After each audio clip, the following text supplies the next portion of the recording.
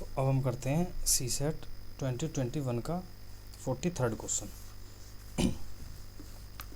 Question है Jay and Vijay spent an equal amount of money to buy some pens and pencils of the same quality from the same store.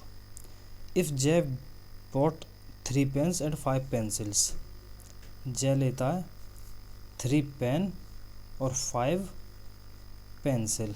अच्छा जी। और विजय लेता है 2 pen and 7 pencils, 2 pen 7 pencils, then which one of the following is correct. अच्छा, अब तुम मुझे बताओ, मैंने मान लिया कि पेन की जो कॉस्ट है वो है x और पेंसिल है जो वो है y रुपीज़ की, एक की है वैल्यू। अच्छा, तो 3 पेन कितने के होंगे 3x। अच्छा, 5 पेंसिल प्लस 5y, ये इतने इसने स्पेंड किए भाई, इतना रुपया गया ना इसकी जेब से, 3x पेन के और 5y पेंसिल के, ये किया जय ने खर्च। और विजय ने कितना किया है, वो है 2 पेन इन 2 इंटू एक्स, क्योंकि एक पेन एक्स का और टोटल 2 पेन लिए हैं। ठीक है जी। आराम से, सॉरी। हाँ, और ये 7 पेंसिल लिए, एक पेंसिल वाई की तो 7 वाई। अच्छा, दोनों मैंने इक्वल क्यों डाले हैं, क्योंकि इन्होंने बोला है कि जय और विजय जो हैं वो स्पेंड करते हैं इक्वल अमाउंट, तो जितना इसने रुपये खर्च किए हैं वो उतने ही ये खर्च कर रहा है पेन और पेंसिल पे, तो ये दोनों इक्वल हो गए। अब तो इनको ले जाओ इधर, ये प्लस का इधर जाके माइनस का, 3x minus 2x equals to 7y minus 5y, 3x minus 2x, x equals to 7y minus 5y 2y। तो क्या x क्या था, पेन की कॉस्ट ऑफ पेन, और y क्या था, कॉस्ट ऑफ पेंसिल। तो cost of pen equals to 2 times cost of pencil, यही है ऑप्शन। देखो sorry, price of a pen is 2 times the price of a pencil.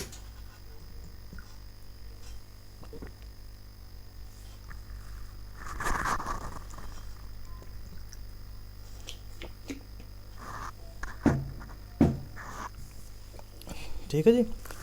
अच्छा जी, अब नेक्स्ट क्वेश्चन देखो, ये हो गया। अब देखते हैं ये वाला, पी स्कोर्ड 40 मार्क्स, एक minute, P scored 40 marks more than Q in an examination. 44th, ये देखो, ये बोल रहे P scored 40 marks more than Q, P के जो है क्यू से 40 ज़्यादा हैं in an examination, and Q scored 10% less than P minus 10% of किसका, 10% किसका, पी का, क्योंकि पी से कम ले रहे हैं। तो ये कितना हो जाएगा, 0 से 0 गई, पी कॉमन लिया, 1 माइनस 1/10, एलसीएम देख करेंगे, पी इंटू एलसीएम 10 आया, 10 माइनस 1 कितना हो जाएगा, ये 9/10 पी। ये क्या है, Q इक्वल्स टू 9/10 पी। ठीक है जी। अच्छा, अब मुझे पूछा क्या है, then how much did Q score, Q के निकालने, तो P है यहाँ पे, एक इक्वेशन ये रही, दूसरी ये रही। अगर मैं P की वैल्यू पहली इक्वेशन से इसमें पुट कर दूँ तो Q इक्वल्स टू 9/10, P इक्वल्स टू Q प्लस 40, ये 10 इधर जाएगा तो मल्टीप्लाई होगा, 10 Q इक्वल्स टू ये 9 दोनों के साथ मल्टीप्लाई होगा, ब्रैकेट खोलेंगे तो 9Q प्लस 9 इंटू 40 360, इधर सब्ट्रैक्ट में इधर प्लस का तो इधर जाके minus 10Q minus 9Q, Q equal to 360, option A. Q की वैल्यू कितनी है 360। अब देखते हैं 45th वाला, देखो, a person P ask one of his 3 friend X as how much money he had, X replied if Y give him, अब मान के चलो X के पास है X अमाउंट, Y के पास Y है और Z के पास Z है। ठीक है जी। अच्छा, X कहता कि इफ़ Y गिव मी 40, अगर Y X को 40 दे देगा तो X के पास कितना हो जाएगा, X प्लस 40। अच्छा, और Y ने 40 दिए हैं तो Y के पास Y माइनस 40। ठीक है जी। देन Y विल हैव, जो Y के पास जो अमाउंट है, half of as much as Z, Z के पास कितनी है, जेड उसकी half, Y minus 40 equals to Z by 2। इस इक्वेशन से आ गई, ठीक है। एक तो ये होगी, और दूसरी इक्वेशन है but if Z gives me 40, अगर जेड 40 दे देगा तो एक्स के पास कितनी हो जाएगी, एक्स बोल रहा है ये बात, देखो ये एक्स रिप्लाई कर रहा है कि अगर वाई उसको 40 दे दे तब तो ये ऐसी कंडीशन होगी, और अगर जेड ने 40 दे दिए तो X plus 40 equals to Y के पास कितने हो जाएंगे, वाई माइनस सॉरी जेड के पास कितना हो जाएगा, Z minus 40। Then all of us will have equal amount, तो x plus 40 equals to Y, Y equals to Z minus 40, Z minus 40 क्यों, क्योंकि इस बार जेड ने 40 रुपीज़ दिए x को, ठीक है जी। दूसरी इक्वेशन ये होगी। अब क्या बोल रहे हैं, what is the total amount of money that X Y Z have, तीनों के पास कितने अमाउंट है टोटल। अब देखो पहली इक्वेशन में क्या है, y minus 40 equals to Z by 2, इन दोनों को लो, y equals to Z minus 40।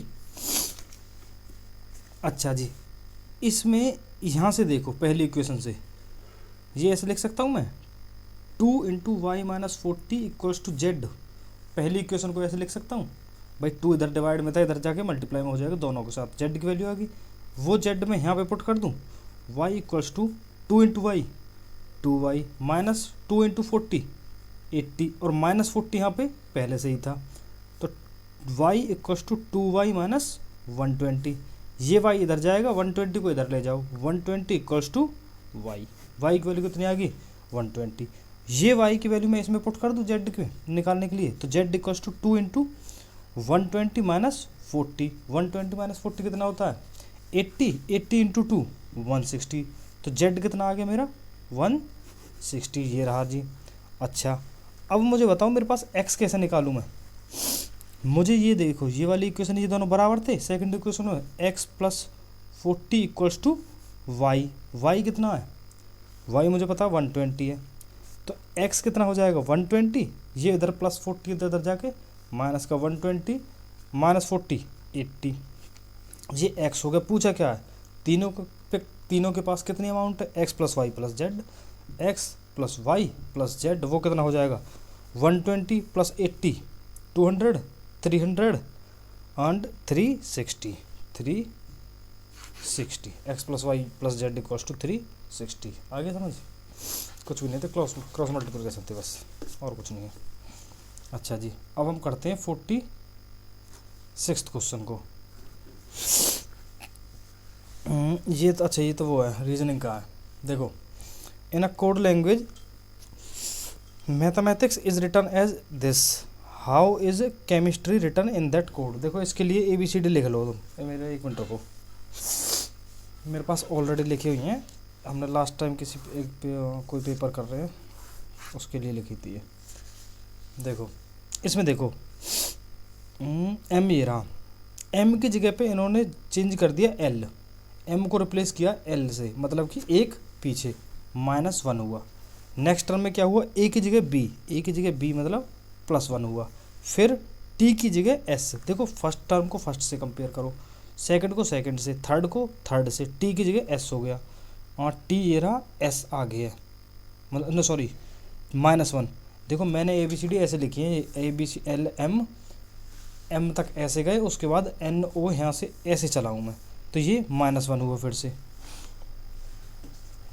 ठीक है जी। उसके बाद क्या हो रहा है यहाँ पे, देखो फोर्थ में H के बाद क्या हुआ, H का जगह पे क्या आया I, मतलब +1, यहाँ एक आ गया -1, फिर से +1।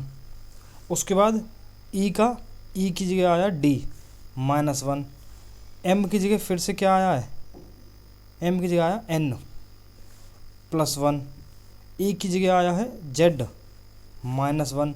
तो मतलब क्या चल रहा, -1 +1 -1 +1 -1 +1 ऐसे चल रहा हमें, कि एक बार प्लस करनी है एक बार माइनस करनी है। अब देखो C की जगह, C को देखो पहले क्या करना माइनस, C की जगह क्या आएगा, फिर माइनस करेंगे एक पीछे जाएंगे तो B। H की जगह पे +1 करना है, H से अगली टर्म क्या है I।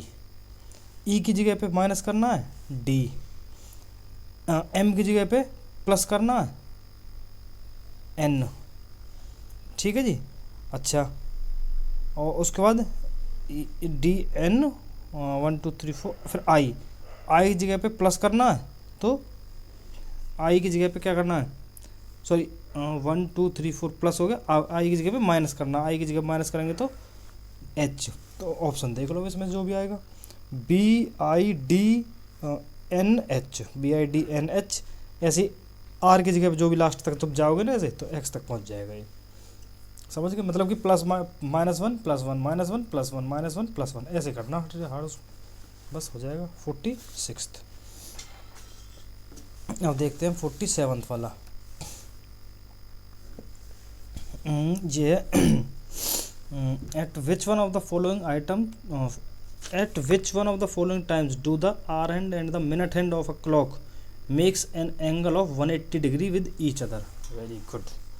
देखो ये है, मान के चलो ये वॉच है, ठीक है जी। अब ये मानो ये है मेरी आर हैंड, ये मिनट हैंड है, ये मिनट हैंड है और ये आर हैंड है, ठीक है जी। अब ये एग्जैक्ट यहाँ पे नीचे है तो 6 बज रहे हैं और ऊपर ये 12 है, तो ये अब क्या टाइम हो रहा है 6 o'clock, सीधा सीधा बिल्कुल 6 बज रहे हैं। तो ये कितना हो जाएगा, ये एंगल है अब 180, ठीक है जी। ये होता 180 तब। लेकिन मेरे से कब पूछा, ऑप्शंस में देखोगे तुम 7 7 5 7 5 7 5 एंड 10, मतलब कि मुझे बजाने हैं 7 के बाद कुछ होगा। अब बताओ 7 कब बजेंगे, ये यहाँ है और ये 180 है और ये है 7 की, ठीक है। ये है मेरा 7, ये 12 है, ये 6 है, यहाँ कुछ है ही नहीं मान लो, ठीक है। अच्छा और ये है और एक ये है, ठीक है, ये 90 डिग्री वाला है, ये 1 2 3 ऐसे है, ठीक है जी।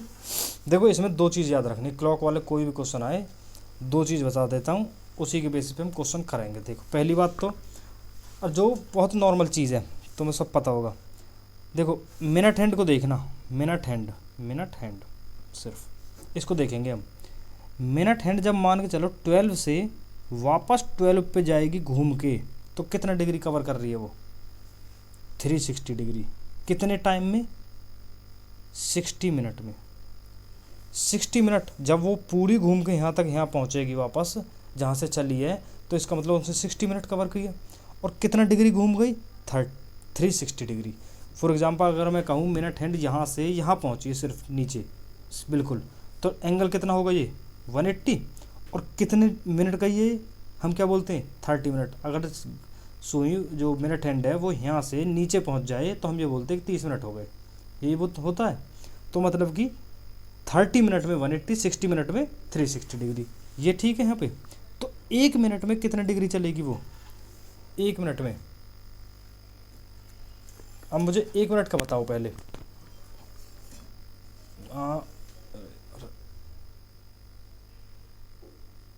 1 मिनट में कितना चलेगा, 360/60 = 6 डिग्री। मतलब कि 1 मिनट में 6 डिग्री वो चल जाती है। कौन सी, ये मिनट हैंड की बात कर रहा हूँ मैं बस। अच्छा अब एक तो ये देश याद रखना, दूसरी आर हैंड को देखो, जो मेरी आर हैंड, इसको बताओ मुझे। अब यही चीज़ सोच के देखना कि अगर मेरी ये मानो, अगर मेरी आर हैंड यहाँ से जब यहाँ तक पहुँचती है, यहाँ से सिर्फ यहाँ 3 बजते हैं, तो कितना डिग्री हो गया ये 90 डिग्री। मतलब कि 3 आवर्स में 90 डिग्री चलती है वो। तो 1 आवर में कितनी चलेगी 30 डिग्री। भाई यही तो होता है, जब आर हैंड मान के चलो ये से है, ये 1 2, जब वो यहाँ से यहाँ आती है सिर्फ इतना डिग्री, ये कितना डिग्री है 30 डिग्री। ये फिर से 30, ये फिर से 30, तभी तो यहाँ से यहाँ तक 3 बजे वो 90 डिग्री बनाएगी, समझ गए। तो 1 आवर में 30 डिग्री चलती है। मतलब कि 1 आवर में कितना, 60 मिनट में 30 डिग्री। तो 1 मिनट में कितना चलेगी, 30/60 = 1/2 डिग्री, ये चलेगी आर हैंड। ठीक है, अगर तुमने ये दोनों कॉन्सेप्ट समझ लिए, दोनों चीज़ें, बस इतना ही समझना है इसमें। आर ये वाले क्लॉक वाले क्वेश्चन कोई भी हो, ये 2 चीज़ समझ लो, उसके बाद तो ऑलमोस्ट हो ही जाते हैं। अच्छा जी, अब क्वेश्चन क्या कह रहा है ये देखो। अब ये तो थे कॉन्सेप्ट जो समझने थे यहाँ पे। अब देखते हैं हम क्वेश्चन पे। क्वेश्चन कह रहा है कि मुझे 180 डिग्री बनाना 7 बजे के बाद। अब देखो ये आओ क्वेश्चन पे, ये देखो, ये 12, ये 6, ये 7, ये 6, ये 7, ये 12। अब मुझे बताओ ये एंगल कितना होगा ये वाला, पहले ये बताओ। ये तो है 30 डिग्री, मैंने अभी बताया कि एक आर में जब ये आर हैंड मान के चलो, आर हैंड यहाँ पे, ये मिनट हैंड है, ये मिनट है, और ये मेरी आर हैंड है, ठीक है, यही है। ये कितने डिग्री चलेगी? 30 डिग्री। ये 180 था पूरा, 180 माइनस 30 ये हो गया 150 डिग्री। ये तो समझ आ गया, 150 डिग्री, ये समझ आ गया। अच्छा जी, 7 बज रहे हैं, लेकिन मुझे कितना बनाना है? इन्होंने बोला दोनों के बीच में 180 डिग्री। अब मान के चलो मेरी को घड़ी यहाँ से ये मिनट हैंड कुछ x डिग्री आगे बढ़ गई, x डिग्री, या फिर x मिनट ले लो तुम, कि x मिनट आगे बढ़ गई। जितनी x मिनट में ये आगे बढ़ेगी, थोड़ा बहुत ये भी आगे बढ़ जाएगी, ये भी तो थोड़ा बहुत आगे बढ़ेगी ना उतनी देर में। अच्छा जी, अब मुझे बताओ मिनट हैंड मान के चलो ये यहाँ पहुँच गया और एक यहाँ पहुँच गई, मुझे क्या अब ये वाला एंगल 180 डिग्री बनाना है, ठीक है। देखो कुछ इस टाइप से हो रहा है, ऐसे था, ये था 120, ये यहाँ हो गया, और ये कुछ यहाँ आएगा, ठीक है जी। ये यहाँ से यहाँ पहुँच गया, ये यहाँ से यहाँ हो गया। अरे मुझे ये वाला एंगल लेना है ये, ठीक है। अच्छा जी, मुझे बताओ x मिनट में मिनट हैंड कितनी चली होगी? एक मिनट में कितने डिग्री बनाती है वो? 6 डिग्री। तो x मिनट में कितने बनाएगी? 6x डिग्री, ठीक है जी। अच्छा, तो इसका मतलब ये यहाँ से यहाँ तक का जो एंगल है, ये सिर्फ ये इतना यहाँ से यहाँ, ये है मेरा 6x। और जो आर हैंड है वो मेरी एक मिनट में बनाती है 1/2 डिग्री। तो x मिनट में कितना बनाएगी? x/2 degree. तो ये जो एंगल है ये छोटा वाला, ये है x/2, ठीक है जी। अब मुझे बताओ, देखो ये यहाँ से यहाँ तक था 150,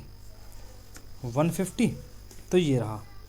जब मैं यहाँ से चल रहा हूँ, यहाँ से और यहाँ तक जा रहा हूँ 150, इसमें से मुझे ये ऊपर बढ़ गई x मिनट में, x/2 ऊपर बढ़ गई, तो माइनस में x/2 करूँगा मैं। क्यों? क्योंकि इतना डिग्री तो कम हो गया ना मेरा। अब मैं यहाँ से कैलकुलेट करूँगा, लेकिन ये कौन सा एंगल है? यहाँ से यहाँ तक का।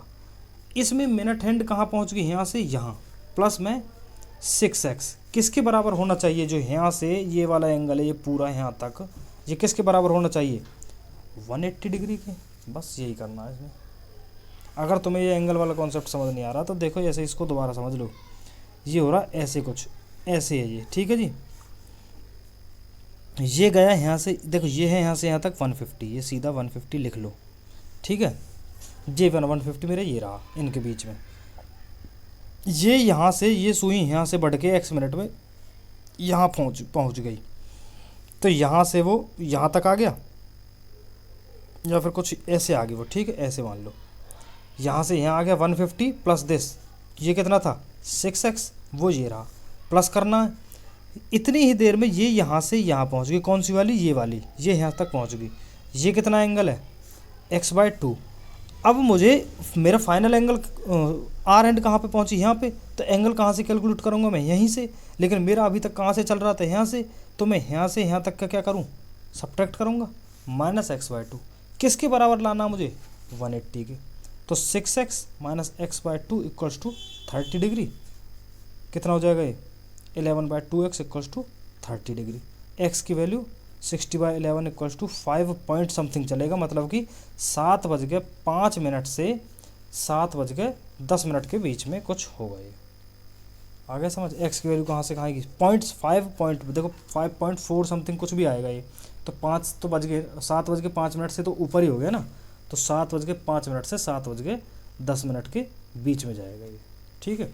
देखो ये क्लॉक वाले ये कॉन्सेप्ट समझना ज़रूरी है क्लॉक के क्वेश्चन के लिए। फिर ये एंगल वाला तो तुम एक बार खुद से देखना, आ जाएगा समझ में कि क्यों प्लस कर रहे हैं, क्यों किसको सब्ट्रैक्ट कर रहे हैं, ठीक है जी। उसके बाद क्या अब ये है 47। अब देखते हैं हम 48 वाला। देखो 48 देखते हैं ये क्या है। In an objective test of 90 questions 5 marks are allotted for every correct answer and 2 marks are deducted for every wrong answer. After attempting all the 90 questions, a student got a total of 387 marks. What is the number of incorrect responses? Okay, देखो total 90 है, मैंने मान लिया उसने correct किए हैं x questions और incorrect किए हैं वो है मेरे y क्वेश्चंस। तो x प्लस वाई टोटल कितने हैं 90। ये कौन सा क्वेश्चन है 48। x प्लस वाई कितने हैं 90। अच्छा जी, एक करेक्ट क्वेश्चन पे कितने मार्क्स मिले उसे 5x मिल गए, ये तो मिल गए, लेकिन उसने y का इनकरेक्ट किए हैं। हर इनकरेक्ट क्वेश्चन पे कितने मार्क्स कम हो रहे हैं 2, तो टोटल पे कितना हो जाएगा -2y। टोटल मार्क्स कितने आए 387 फर्स्ट। सेकंड भाई टोटल क्वेश्चन कितने हैं x प्लस वाई कितने होंगे करेक्ट और इनकरेक्ट मिला के 90 क्वेश्चन। एक करेक्ट क्वेश्चन पे कितने मार्क्स मिल रहे हैं 5, तो x क्वेश्चन पे कितने मिल जाएंगे 5x। y पे क्या होंगे वो सब्ट्रैक्ट होंगे y इंटू 2y, क्योंकि एक क्वेश्चन पे कितने सब्ट्रैक्ट हो रहे थे 2, तो y क्वेश्चन पे 2y डिटेक्ट हो रहे हैं तो माइनस करेंगे। टोटल किसके बराबर 387। निकालने किसकी वैल्यू इनकरेक्ट क्वेश्चन मतलब y की वैल्यू। तो मैं क्या करूँ ऊपर नीचे इसको 5 से मल्टीप्लाई कर दूँ 5x plus 5y equal to 5 into 90, ये होगी अब ये वाली इक्वेशन। इसमें से इसको सब्ट्रैक्ट कर दो, इसमें से इसको सब्ट्रैक्ट करोगे तो 5y प्लस 2y, ये दोनों cancel out. 450 9 into 90 into 5 450 minus 387 कितना हो जाएगा ये 50 60 63। 7y इक्वल्स टू 63, तो y की वैल्यू कितनी आ गई यहाँ से y इक्वल टू 9। 48 का 9 सिंपल, y की वैल्यू फाइंड करनी थी। अच्छा जी 49 को देखो 3p plus 4p plus pp plus pp equals to rq3। What is the PQR are different digits? What is the arithmetic mean of all such possible sums? अच्छा जी देखो ये यहाँ देखो 3p 4p pp फिर से pp डिवाइड बाय rq2। ये देखो p कितने टाइम्स है 4 टाइम, मतलब कि 4 into P equals to q into q2 sorry q2, ऐसा कुछ बनेगा, ये बन रहा मेरा। अब देखो p 4 का मल्टीपल लो जिसमें मल्टीप्लाई करने पे कुछ भी वैल्यू लास्ट में q2 आए। देखो 4 into 1 4 into 2 4 into 3 4 into 4 4 into 5 4 into 6 4 into 7 8 4 into 9 4 8 12 16 20 24 28 32 36। अब मुझे बताओ इनमें से 4 के कुछ भी मल्टीप्लाई कर रहा हूँ लास्ट में 2 कहाँ आ रहा है, एक तो यहाँ पे आ रहा है और एक यहाँ पे आ रहा है। अच्छा जी तो मेरे लिए पॉसिबल क्या है कि p की जगह मैं क्या डाल दूँ, जब ये लेना हो मुझे 3 डाल लूँ। p की जगह अगर मैं 3 डाल दूँ 4 इंटू 3 कितना हो जाएगा 12, तो q की वैल्यू कितनी बन गई 1 बन गई 1। देखो p की जगह 3 डालते ही ये कितना हो जाएगा 3 इंटू 4 12, ये 1 2। अच्छा फिर से यहाँ पे 4 डालो, सॉरी p की जगह 3 3 और 3 3 3 9 4। हाँ देखो 3 3 6 10 3 13। एक मिनट 12 1 ऊपर सॉरी हाँ 1 ऊपर। अब देखो हाँ 1 ऊपर हो गया, सॉरी देखो 3 4 इंटू 3 12 12 2 1 ऊपर जाएगा, यहाँ पे क्यों कुछ आएगा, हाँ वो वैल्यू आएगी। अब देखो यहाँ पे 3 3 डालें 3 3 4 3 1 4 कितना हो जाएगा टोटल 6 और 4 10 13 14 1 4, तो 142। एक सम कितना हो गया 142। अच्छा जी दूसरा ऐसी कौन सी वैल्यू जहाँ पे 2 आ रहा था मेरा, ये जब मैं p की जगह पे 8 डाल रहा था 4 इंटू 3 8 32 2 तो आ गया इसका, 3 कहाँ गया पावर में ऊपर जाता ना कैरी ऑन 3 3 6 4 6 4 10, और p की वैल्यू क्या ली हमने इस बार 8 और 8 10 और 16 और 26, तो एक वैल्यू क्या आ गई 262। आगे दो वैल्यू यही पॉसिबल है बस भाई, और तो कोई पॉसिबल नहीं। कि मुझे क्या करना था यहाँ पे कुल मिला के कुछ भी नहीं करना था, मुझे ये देखना था कि मैं p की जगह पे ऐसी कौन सी वैल्यू डालूँ कि लास्ट में मेरा 2 आ जाए, क्योंकि मुझे लास्ट में यहाँ पे 2 चाहिए बस। तो मैंने देखा एक तो पॉसिबल है कि p की वैल्यू में 3 डाल दूँ, वो 3 डाल के इसको सॉल्व कर लो, अपने आप आंसर आ जाएगा तुम्हारा 142। उसके बाद एक पॉसिबल वैल्यू थी मेरी 8, उसको डाल के करोगे तो आंसर आ जाएगा 262। मुझे बस यही दो पॉसिबल वैल्यू आ रही हैं और मुझे क्या करना है, इन दोनों का अर्थमेटिक मीन निकालना है of all such possible sums. Sum क्या है, ये दोनों, इनका अर्थमेटिक मीन निकालेंगे, दोनों का सम डिवाइड बाई 2, दोनों का सम करोगे तो 4 0 4 डिवाइड बाई 2 कितना हो जाएगा, 200, तो 202 49th का सी। समझ गए, और कुछ नहीं था इसमें, बस मुझे 4 की मल्टीपल में ऐसे कोई वैल्यू लेनी थी जहाँ पे 2 आ जाए लास्ट में, क्योंकि मेरे पास 2 था यहाँ पे। ये हो गया 49th। अब देखते हैं 50th क्वेश्चन। 50th है, ये भी ऐसा ही है, P Q into 3 equals to R Q Q, निकालना P plus R divide by Q की वैल्यू। अच्छा जी, देखो क्यू में ऐसी क्या मल्टीप्लाई करूँ कि वो क्यू खुद से आ जाए, इसमें भी यही करो, 3 इंटू 1 इक्वल टू 3, 3 इंटू 2 6, कुल मिलाकर जब तुम ऐसे करते चलोगे तो 3 इंटू 5 पे आएगा सिर्फ 15, जहाँ पे लास्ट में मुझे क्या यहाँ पे 3 के साथ ऐसा कुछ मल्टीप्लाई करना कि जो लास्ट में भी वही नंबर खुद आ जाए। तो 3 के साथ 5 मल्टीप्लाई करोगे तो ही 15 बनेगा, और किसी केस में नहीं बन रहा है। तो क्यू की वैल्यू क्या हो जाएगी, 5, क्यू 5 हो गया, ये क्यू हो गया। अच्छा, यहाँ पे 5 हो गया, और पावर में क्या जाएगा 1। अब देखो 3 के मल्टीपल में ऐसा कुछ लो जिसमें 1 प्लस ऐड करने पे फिर से 5 आए, क्योंकि क्यू तो यहाँ पे भी है 5। अब देखो 3 इंटू 8 और 24, 4 प्लस 1, 24 क्यों लिया मैंने, क्योंकि मुझे प्लस 1 करना था ताकि फिर से 5 आ जाए, क्योंकि यहाँ पे 5 आएगा। तो p की वैल्यू क्या डाल दूँ मैं, 8, p इक्वल टू 8। समझ गए, तो 8 से 24 और 1 25, 5 r की जगह 2। देखो 85 इंटू 3 करोगे तभी ये वैल्यू बनेगी मेरी 255, 5 इंटू 3 15, 8 से 24 25, तब ये वैल्यू हो पा रही है, क्योंकि यहाँ भी ये क्यू है, ये क्यू है, ये क्यू है, ये p हो जाएगा मेरा और ये r हो जाएगा। ठीक है जी, तो q कितना आया मेरा, q की जगह तो हो गया 5, p की जगह 8, r की जगह 2। निकालना क्या है मुझे, ये देखो p plus R by Q, p कितना है 8 प्लस 2 डिवाइड बाई 5, तो 10 डिवाइड बाई 5 इक्वल्स टू 2। आगे समझ ये है जी मेरा 50th का जी, हो गया जी। अच्छा जी, आगे समझ में क्या हुआ।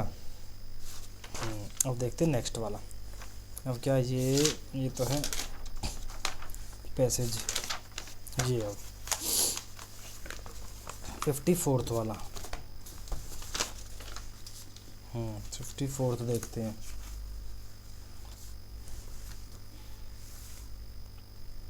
अब देखो 54th question, a pie diagram shows the percentage distribution of protein, water and other dry elements. Protein है मेरे पास, वाटर और ड्राई एलिमेंट्स है। अच्छा जी, given that protein corresponds to 16%, ये 16% है, एंड वाटर 70%, ये 70% है। If both protein and other dry elements corresponds to p%, अच्छा जी, then what is the central angle of the sector representing p on the pie diagram. देखो protein है 16%, water है 70%, total कितना होता है, कितने परसेंट बनते हैं हमारा, टोटल 100। तो ड्राई एलिमेंट कितना बचेगा, 100 माइनस 70 30, 30 माइनस 16 14। मुझे मतलब कि कुल मिला के तीनों का सम 100 बनाना था, तो ऐसी इसकी वैल्यू क्या आ जाएगी 14। इसमें से 100 में सब्ट्रैक्ट करेंगे ना, 100 माइनस 70 माइनस 16 इक्वल्स टू 14, ये आ गया इसकी वैल्यू 14।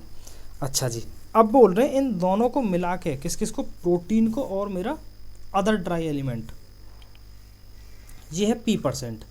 तो प्रोटीन प्लस ड्राई एलिमेंट है कितना दोनों मिला के, 16 प्लस 14 इक्वल्स टू कितना 30%। ठीक है जी, अब मुझे पूछा इसका what is the central angle. देखो सेंट्रल एंगल कैसे निकालते हैं हम, 30% है, 30% हटाने का डिवाइड बाई 100 इंटू में किसका करें, टोटल एंगल कितना होता है। देखो जब भी ऐसा एंगल होता है, एक यहाँ से मान के चलो वापस पूरा यहाँ तक जाना है मुझे, तो कितना डिग्री होता है 360। तो हम जितना परसेंट होता है उसको 360 से मल्टीप्लाई कर देते हैं, 0 0 0 18 36 दिया 18 3 3 और 10 108 8। समझ गए भाई? मान के चलो मैं ये कहूँ ये है यहाँ, इसका 50% कितना डिग्री बनाएगा? ये 100% है पूरा, 100%। 100% मतलब कि 360 डिग्री, 100 सॉरी यहाँ लिखो 100% इक्वल्स टू 360 डिग्री होगा। तो 1% कितना होगा? 360/100।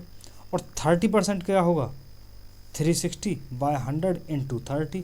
वही तो मैं कर रहा हूँ यहाँ पे, 30/100 इंटू 360। ये सॉल्व कर लो, इक्वल्स टू कितना हो जाएगा? 108। ये ऐसे आ जाएगा।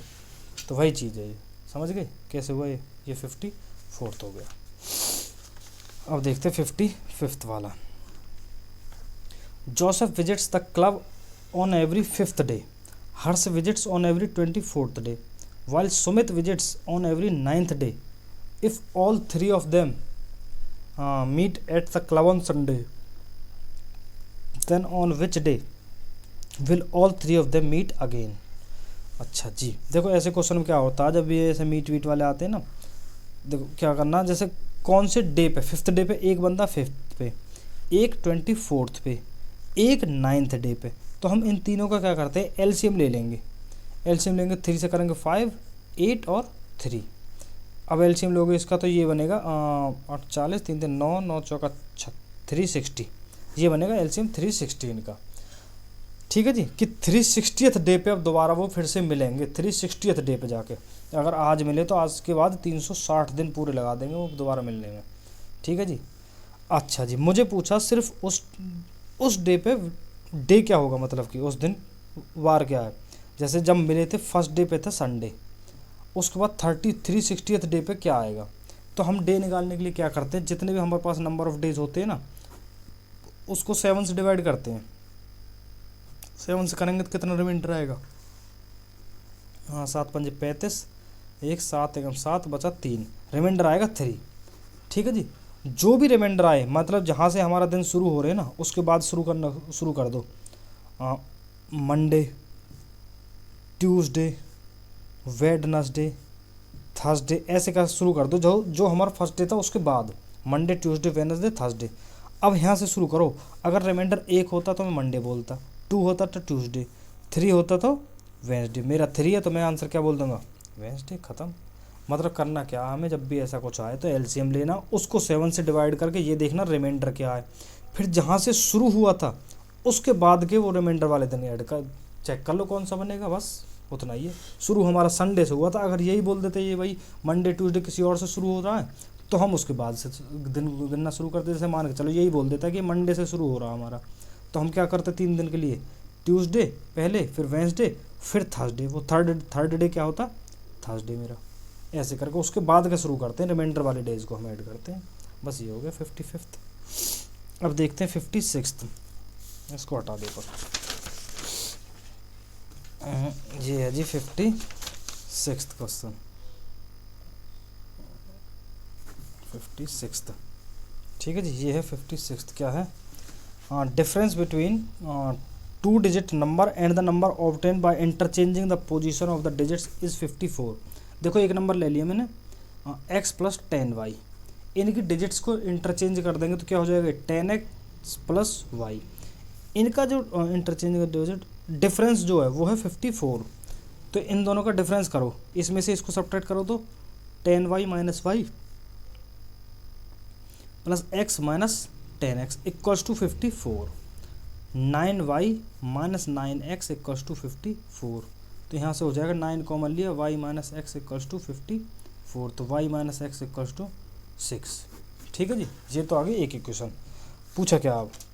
The sum of the 2 digits of the number can be determined only if the product of the 2 digits is known. भाई मैं दोनों का सम तभी निकाल पाऊंगा क्या जब मुझे प्रोडक्ट पता हो x × y।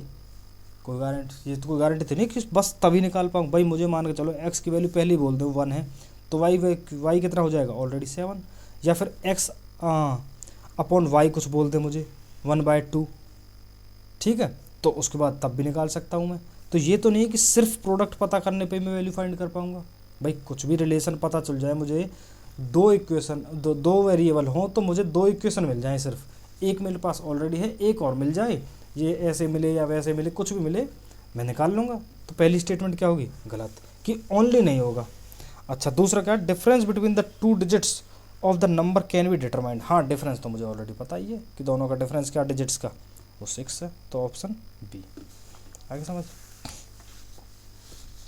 अच्छा जी अब देखो 57 वाला, ये बोल रहे हैं X said to Y at the time of your birth I was twice as old as you are at present if the present age of X is 42। भाई एक्स की आज के टाइम पे जो एज है वो है 42 ईयर्स, ठीक है जी। अब मान के चलो वाई की एज थी जो वो है वाई ईयर्स, ठीक है अभी के लिए।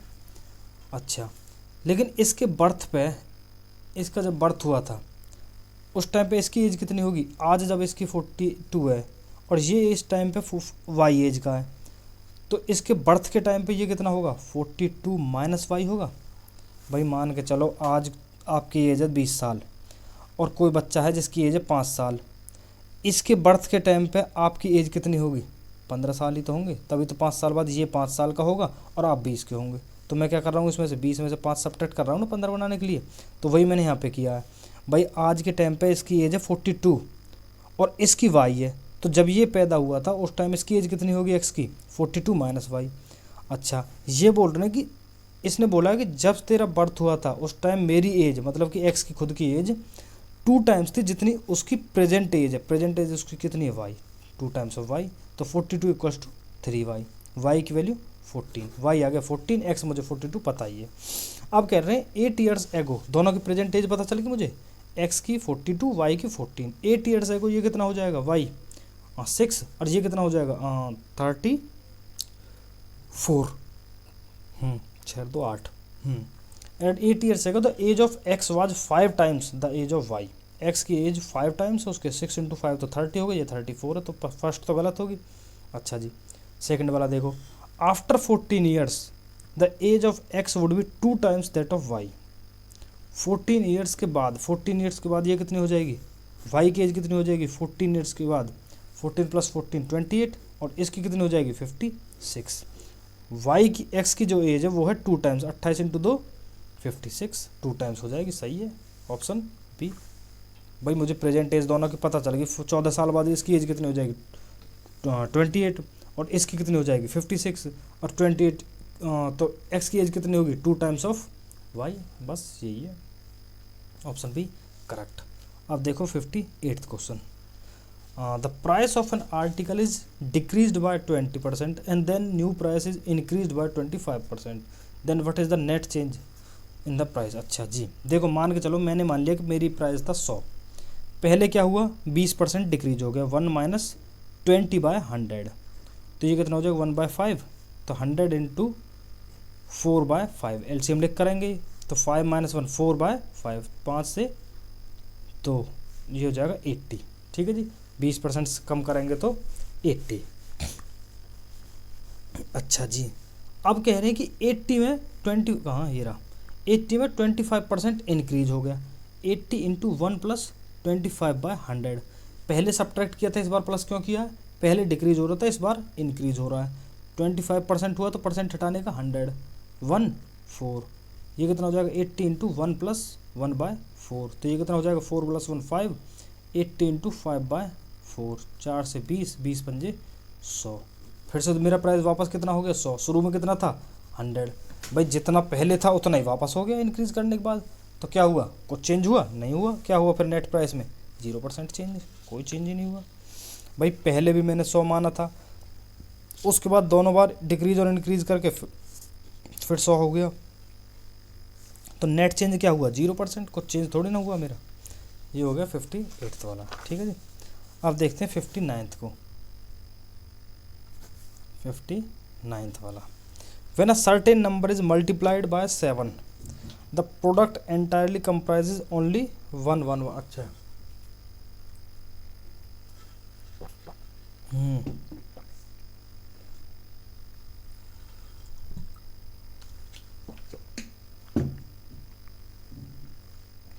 What is the smallest such number. देखो इसके दो तरीके हैं, या तो तुम उसे सिंपल मल्टीप्लाई कर लो 7 से और देख लो इसमें से कौन सा बना रहा 1 1 1, नहीं हो रहा कुछ भी तो देखो, ये देखो अब इंटू 7, देखो यहाँ 7 का वो लिख लो, 7 × 1, 7 × 2, 7 × 3, 7 × 4, 7। देखो ये हर बार लिखने की ज़रूरत नहीं पड़नी चाहिए, ये समझाने के लिए लिखा जाता है बस, वरना तुम्हें पता होना चाहिए। 21, 28, 35, 42, 49, 56, 63 और 70। अब मुझे बताओ 7 में ऐसा क्या मल्टीप्लाई करूँ कि 1 आ जाए, पीछे 1 आना, तो क्या है यहाँ पे 3। क्यों 21 और किसी में 1 आ रहा पीछे, नहीं, तो मैं यहाँ पे 3 लिख दूँ। 7 × 3 21, 1 हो गया, पावर 2 पहुँच गई, ठीक है जी, मतलब कैरी ऑन 2। अच्छा अब ऐसा क्या मल्टीप्लाई करूँ जिसमें 2 ऐड करने के बाद 1 बने। अगर मैं यहाँ पे 7 लिख दूँ, 7 इसमें 2 ऐड करूँगा तो 9 + 2 11 बनेगा ना, तो 7 × 7 49 + 2 51, तो 1 यहाँ आ गया और 5 ऊपर पहुँच गया फिर से। अच्छा अब ऐसा क्या मल्टीप्लाई करूँ कि जिसमें 5 ऐड करने पे 1 बने। अब देखो हाँ ये रहा 6, 5, 11, तो मैं क्या कर दूँ इसमें 8 से कर दूँ, 8 × 7 56 + 5, ये 5 है, 5 56 + 5 61, 1 6 ऊपर आ गया। अब 7 में ऐसा क्या मल्टीप्लाई किया जाए कि जिसमें 6 ऐड करने पर वो 11 बने। तो ऐसा क्या है, ये 35 + 6 41, तो 7 × क्या 5 35 + 6 41, 1 4 ऊपर। अब 7 में ऐसा क्या मल्टीप्लाई करूँ कि 4 ऐड करने पे वो 11 बने, तो 7 + 4 11, तो यहाँ पे 7 डाल दो, सॉरी 1 डाल दो। 7 × 1 7, 7 + 4 11, इसके बाद कुछ ऐड करने की ज़रूरत है, कुछ भी, लास्ट डिजिट हो तो गई कंप्लीट, ख़त्म। तो क्या बना मेरा नंबर 15873, 15873, ऑप्शन डी। या तो तुम इन चारों को अलग अलग करके कर लेते कि 7 से मल्टीप्लाई किया और चेक कर लेते किस में 1 1 1 बन रहा है, या फिर ऐसे जैसे तुमको सही लगे। 60th का देखो, a man complete 7/8 of a job in 21 days. How many more days will it take him to finish the job if quantum of work is further increased by 50%? Okay देखो वर्क टाइम में क्या बताया था मैंने, 7/8 work को कर रहा वो 21 डेज में, तो 1 को कितने में करेगा 21 × 8 / 7, ये इधर मल्टीप्लाई में जाएगा, इधर डिवाइड में आएगा 3, ये कितना हो जाएगा 24 डेज में। अच्छा जी 7/8 तो काम हो चुका है, ठीक है, बचा कितना 1/8 ही तो बचा, 1 काम था टोटल, एक काम लिया मैंने, उसमें से 7/8 कंप्लीट हो चुका ऑलरेडी, तो बच कितना गया 1/8। अच्छा एक काम को कर रहा वो 28 डेज में, तो 1/8 काम को कितने में करेगा 24 / 8, भाई यही करूँगा ना मैं, डिवाइड करके दूंगा 8 से, कितना हो जाएगा ये 3 डेज तो वो ले रहा है इस काम को करने में, सिर्फ जो बचा हुआ काम है, रिमेनिंग काम को करेगा वो 3 डेज में। पर बात ये उन्होंने कहा कि फर्दर इंक्रीज्ड बाय 50%, कि 50% काम और बढ़ा दिया। एक काम को कर रहा था 24 दिन में, 50% काम मतलब कि आधा काम कितने में करेगा फिर 12 दिन में। भाई 3 दिन तो उसको उसी काम को कंप्लीट करने में लग गई, 7/8 ही हुआ था, पूरा तो नहीं हुआ था, 1/8 बचा हुआ था, 1/8 काम को किया उसने, 3 दिन तो उसी में ले लिया, उसके बाद उसे आधा काम और दे दिया जिसमें उसे 12 दिन और लग गए, तो टोटल कितने दिन और लग गए उसको, टोटल 15 दिन और लग गए, समझ गए, ये हुआ उसमें।